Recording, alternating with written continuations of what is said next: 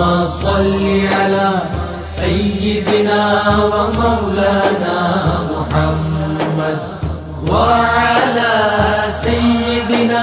علي وسيدتنا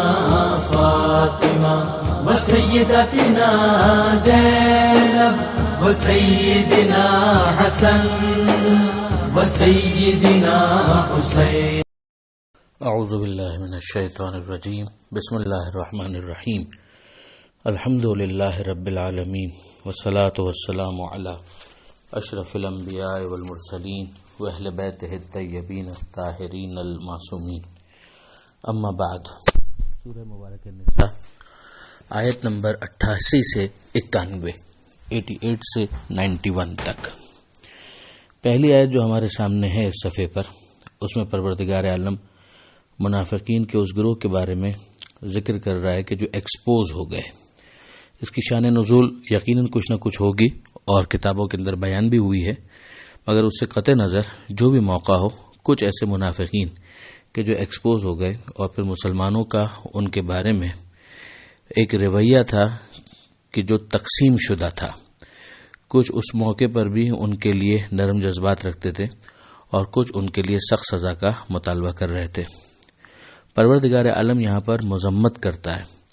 اور یہ فرماتا ہے کہ تمہیں کیا ہو گیا ہے کہ تم منافقوں کے بارے میں دو گروہوں میں بٹ گئے ہو، حالانکہ اللہ نے انہیں ان کے کردار کی وجہ سے پلٹا دیا ہے.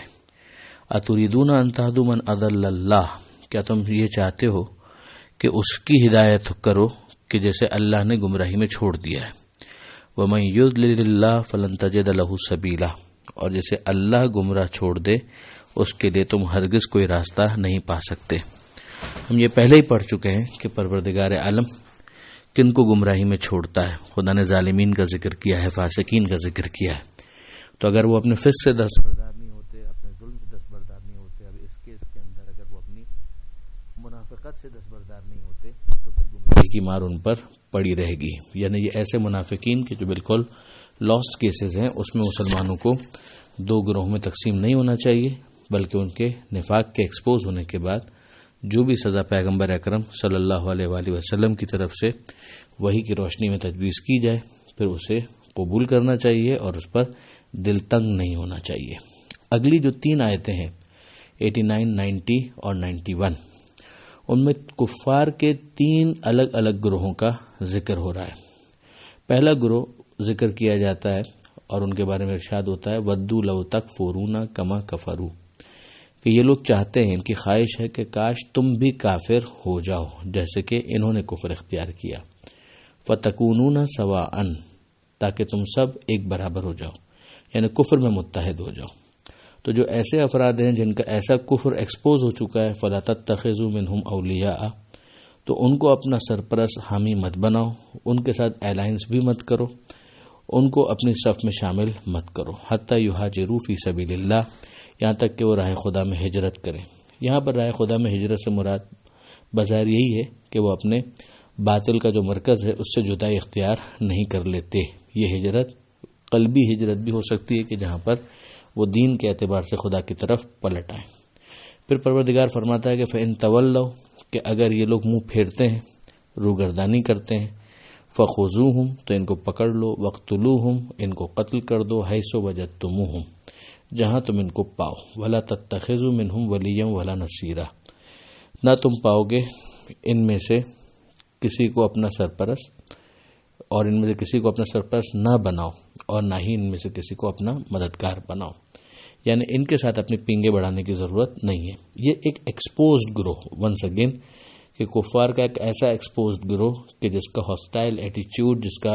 خطرناک انداز مسلمانوں کے لیے بالکل واضح ہو جائے، ان کے بارے میں یہ بات ہو رہی ہے. نہ یہ کہ ہر کسی کافر کو انسان قتل کرنا شروع کر دے، جیسے کہ اگلی آیت میں اس کی وضاحت بھی آ رہی ہے کہ الا الذین یصلون الی قوم بینکم وبینہم میثاق، سوا ان کے کہ جو تعلق رکھتے ہیں ایک ایسی قوم سے کہ تمہارے اور ان کے درمیان معاہدہ ہے، تو تم پھر اس پیکٹ کو آنر کرو گے. یعنی ایسا نہیں ہوگا کہ تم پیکٹ کو نظر انداز کر دو، جو تمہارا ایگریمنٹ ہے، جو تمہارا معاہدہ ہے، اس معاہدے کی تمہیں پاسداری کرنی ہے. او جاؤکم حسرت صدورہم، یا کفار اس طرح کے ہوں کہ تمہارے پاس آئیں ان کے دل الجھے ہوئے ہوں، دل تنگ ہوں، ان یقاتلوکم، تم سے قتال کرنے پر، یعنی وہ تم سے قتال کرنا نہیں چاہتے، او یقاتلوا قومہم، لیکن ساتھ ہی ساتھ وہ یہ بھی نہیں چاہتے کہ اپنی قوم کے ساتھ قتال کرے، ولو شاء اللہ لسلطہم علیکم فلقاتلوکم، اگر اللہ چاہتا تو انہیں تم پر مسلط کر دیتا تو وہ تم سے قتال کرتے۔ اب جب کہ ایسا ہے کہ فَإِنِ اعْتَزَلُوكُمْ، کہ اگر وہ تم سے کنارہ کش ہو جائیں، فَلَمْ يُقَاتِلُوكُمْ، اور تم سے قتال نہ کریں، وَأَلْقَوْا إِلَيْكُمُ السَّلَامَ، اور تمہاری طرف صلح کا ہاتھ بڑھائیں، فَمَا جَعَلَ اللَّهُ لَكُمْ عَلَيْهِمْ سَبِيلًا، تو پھر اللہ نے ایسوں پر تمہیں کسی قسم کا تجاوز کا اختیار نہیں دیا، اگر تم نے کیا تو وہ ٹرانسگریس کرنا ہوگا، اپنی لیمٹس کو کراس کرنا ہوگا۔ پھر غور کیجئے کہ قرآن مجید واضح طور پر صلح کی بات کر رہا ہے، واضح طور پر قتال سے بچنے کی تلقین کر رہا ہے۔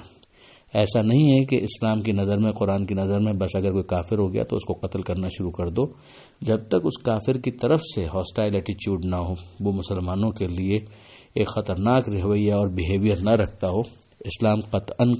قتال کا فیور نہیں کرتا۔ پھر اس کے بعد پروردگار عالم نے تیسری کیٹیگری بیان کی کہ ستجدون آخرین یریدون ان یأمنوکم ویأمنوا قومہم، کہ تم پاؤ گے ایک اور گروہ کو جو چاہتے ہیں کہ تم سے بھی محفوظ رہیں اور اپنی قوم سے بھی محفوظ رہیں، یہاں تک تو کوئی پرابلم نہیں ہے۔ کلما ردوا الی الفتنہ ارکسوا فیہا، مگر جب بھی فتنہ پردازی کا دوبارہ موقع ملے تو وہ اس میں بالکل جٹ جائیں گے، یعنی اس وقت خاموشی سے ایک تماشا دیکھنا چاہتے ہیں، لیکن اگر تم ہلکے پڑے یا تم کمزور ہو گئے تو پھر وہ تمہارے خلاف محاذ آرائی کرنے میں بالکل بھی دیر نہیں کریں گے۔ تو جو ایسے ہیں فَإِن لَمْ يَعْتَزِلُوكُمْ، تو اگر وہ کنارہ کش نہیں ہوتے، وَيُلْقِئُوا إِلَيْكُمُ السَّلَامَ، اور وہ تمہاری طرف صلح کا ہاتھ بھی نہیں بڑھاتے، وَيَكُفُّوا أَيْدِيَهُمْ، اور نہ ہی وہ تمہارے طرف اپنے ہاتھوں کو روکتے ہیں، یعنی اگین ان کا جو بیہیویئر ہے، ان کا انداز جو ہے وہ تمہارے لیے بہت خطرناک ہے، فَخُذُوهُمْ، تو پھر ان کو بھی پکڑو، وَاقْتُلُوهُمْ حَيْثُ ثَقِفْتُمُوهُمْ، جہاں تم ان کو پاؤ قتل کر دو، وَأُولَئِكُمْ جَعَلْنَا لَكُمْ عَلَيْهِمْ سُلْطَانًا مُبِينًا، اور ایسے افراد وہ ہیں کہ جن کے اوپر اللہ نے تمہیں دسترس، کھلا ہوا دسترس عطا کیا ہے کہ تم ان کے خلاف کارروائی کر سکتے ہو۔ ظاہر ہے کہ اس کا ایک قانونی طریقہ ہوگا، اس کے مطابق یہ کام ہوگا کہ جب واقعی ایک اسلامک اسٹیٹ ہوگی تو وہ ان تمام تر چیزوں کو دیکھے گی۔ اسی کے اندر وزڈم بہت زیادہ کاؤنٹ ہوتا ہے کہ کون کس طریقے سے بیہیو کرتا ہے۔ اب آپ یہاں پر ان تینوں آیتوں کے اندر جو کفار کی تین کیٹیگریز ہیں ان کو دیکھیے، قرآن مجید کی ہی تو یہ آیتیں ہیں جن میں پروردگار عالم یہ پورا ایک کوڈ آف کنڈکٹ ہمیں بیان کر رہا ہے، اور اس کے بعد بدقسمتی سے دنیا بھر کے اندر جو تحریکیں اسلام اور قرآن کے نام پر چل رہی ہیں اور جو بالکل بلا امتیاز کفار کو قتل کرنے کی تحریکیں ہیں اور ان کے اندر مصروف ہیں، وہ ان آیتوں کی روشنی میں اپنے عمل کا ایک مرتبہ پھر جائزہ لیں اور دیکھیں کہ ان کا یہ عمل قرآن کے مطابق ہے یا قرآن کے خلاف ہے۔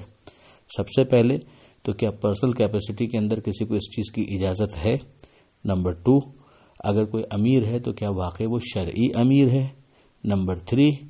اگر شرعی امیر ہے تو پھر اس کا عمل شریعت کے مطابق کیوں نہیں ہے؟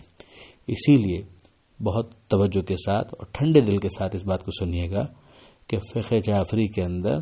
دفاع کے علاوہ، دفاع تو بالکل ایک عقلی معاملہ ہے، مگر دفاع کے علاوہ جہاد کی اور قتال کی، خاص طور پر ظاہر بیٹل فیلڈ کے اندر جہاں پر اسلحہ استعمال ہوتا ہے، اس میں ابتدائی قتال کی اجازت نہیں ہے